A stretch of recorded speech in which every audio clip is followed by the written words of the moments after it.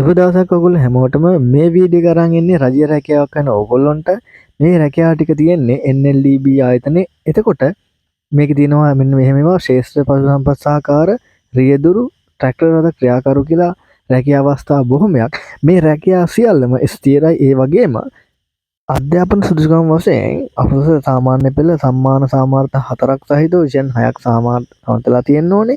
ඒ වගේම උසස් පෙළ සමත් වෙලා තියෙන්න ඕනේ. විෂයන් 3 සමත් වෙලා තියෙන්න ඕනේ. අතිරේක විෂයන් ඉංග්‍රීසි පොදු පරීක්ෂණ සමත් වෙන්න ඕනේ.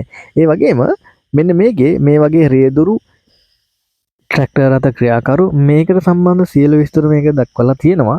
ඒ වගේම මෙන්න මේකේ අයදුම්පත් බාර දිය යුතු විදිය තමයි ඔයාගේ බයෝඩේටා එකක් විස්තර ටිකක් කියන්නේ ජීවිත අතර පත්‍රය සකස් කරලා මෙන්න මේකේ දක්වලා තියෙන ලයිස්තුවට ඒ කියන්නේ ඇඩ්‍රස් එකට හොයා යවන්න ඕනේ 2:4 වෙනිදාට කලින් 6 වෙනිදාට කලින් යවන්න ඕනේ ඇඩ්‍රස් එක තමයි මම මේ රවුන්ඩ් කරලා තියෙන මෙන්න මේ ඇඩ්‍රස් එකට ඔයා යවන්න ඕනේ.